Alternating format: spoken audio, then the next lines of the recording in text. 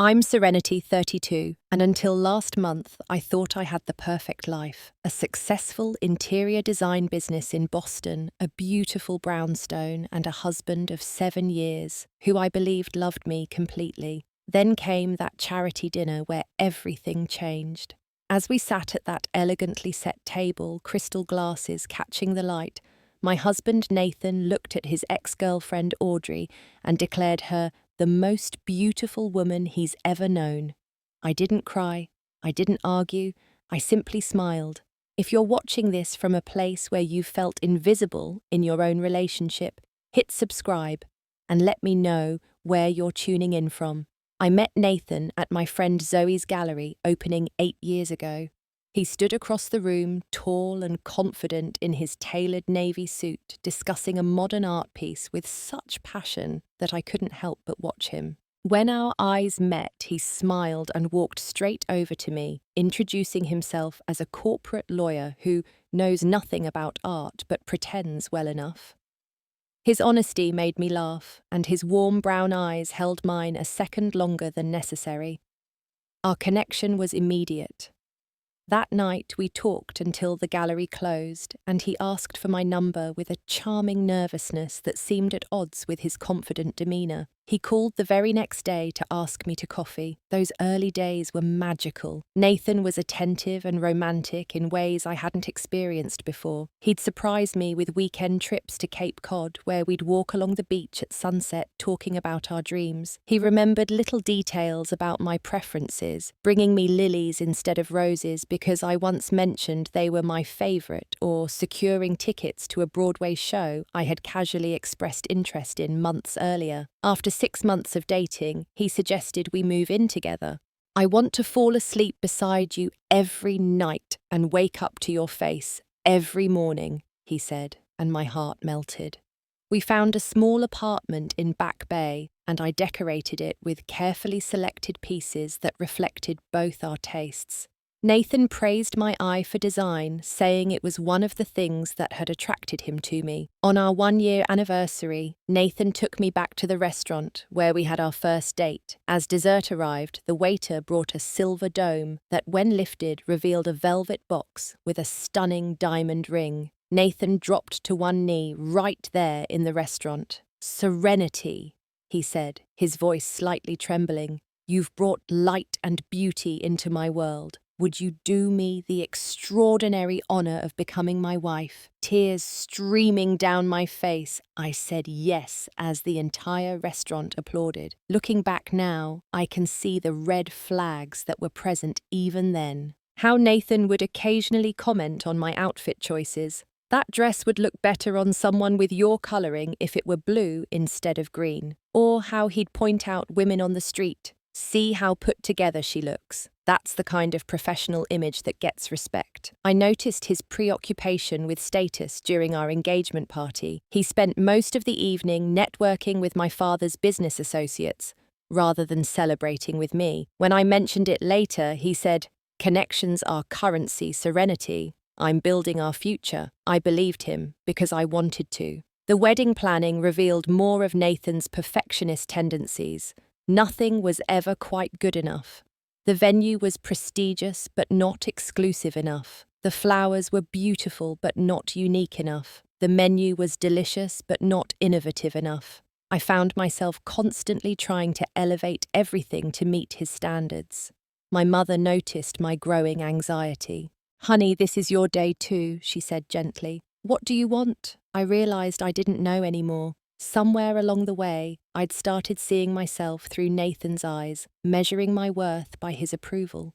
Still, our wedding day seemed perfect. The historic Boston venue was breathtaking, the weather cooperated, and Nathan looked at me with what I interpreted as adoration as I walked down the aisle. The photographs showed a radiant couple, and everyone commented on what a perfect match we were. By then, I'd already started adjusting myself to fit Nathan's preferences. My naturally wavy hair was now regularly straightened because he mentioned once that he preferred it that way. My wardrobe had shifted towards the designers he approved of. Even my speech patterns had changed, adopting some of his more formal phrasings to sound more sophisticated in front of his colleagues. I didn't realize then that with each small change, I was allowing pieces of myself to be chipped away, creating a hollow space where my confidence used to be. The first 2 years of our marriage had their beautiful moments.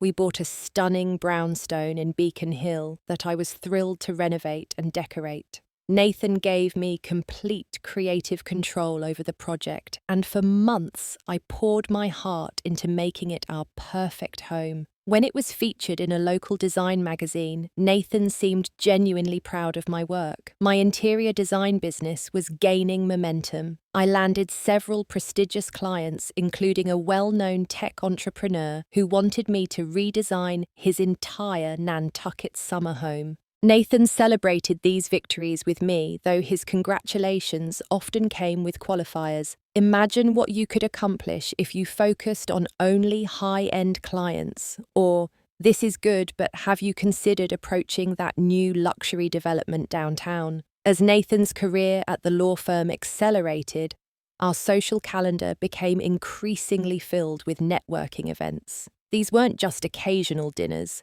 They were strategic opportunities for Nathan to climb the social ladder of Boston's elite. I became accustomed to being introduced as my wife Serenity, followed by a brief mention of my design work if it served to impress whoever we were speaking with. It was during this time that Nathan first mentioned Audrey. We were getting ready for a benefit when he casually said, "You might want to wear your hair up tonight.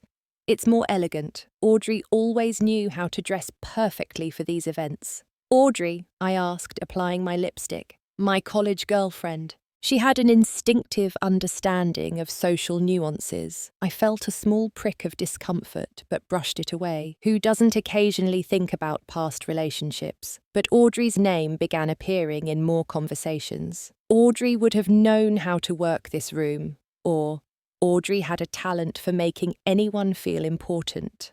One afternoon, while searching for a document in Nathan's home office, I found a box of photos from before we met. There were several of a striking woman with chestnut hair and perfect posture, always impeccably dressed. She had the polished look of old money and sophistication. When I casually asked Nathan about her that evening, his face lit up. "That's Audrey. She's a cardiothoracic surgeon now. Her family has been in Boston society for generations." I found myself studying the photos of Audrey more carefully, noting the differences between us. While I had my own style that leaned toward artistic and comfortable, Audrey was classically elegant in every shot. I began to wonder if Nathan had settled when he married me. As our circle expanded to include Boston's social elite, Nathan became increasingly critical of my appearance at functions. Before a dinner at the mayor's residence, he looked me over and sighed. "That necklace is too bohemian for this crowd. Don't you have something more traditional?" I changed the necklace, but the comment stung. Later that week, before an important work event at his firm, he frowned at my choice of a deep burgundy dress. "Couldn't you have chosen something more conventional? This isn't an art gallery opening." That sparked our first major fight. "Why did you marry me if you wanted someone like Audrey?" I finally asked. Nathan looked genuinely surprised. "Don't be ridiculous. I married you because I love you. I'm just trying to help you navigate these circles. This isn't your natural environment."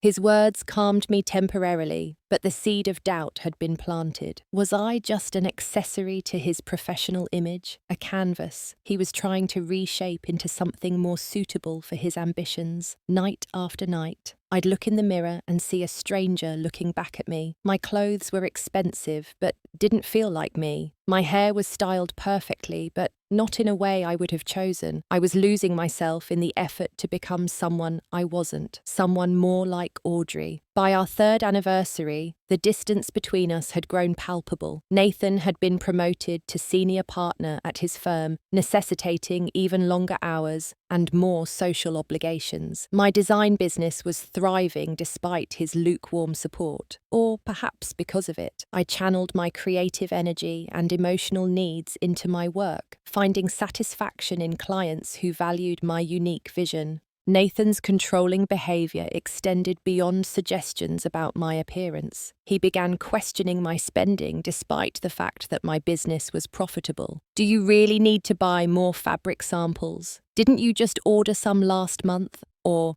that lunch with your artist friend seems excessive. What business value does that relationship bring? He critiqued my friendships, particularly with people he deemed not useful to our social advancement. Jenna is nice, but she's never going to be in a position to help your career. I started seeing friends less frequently, avoiding the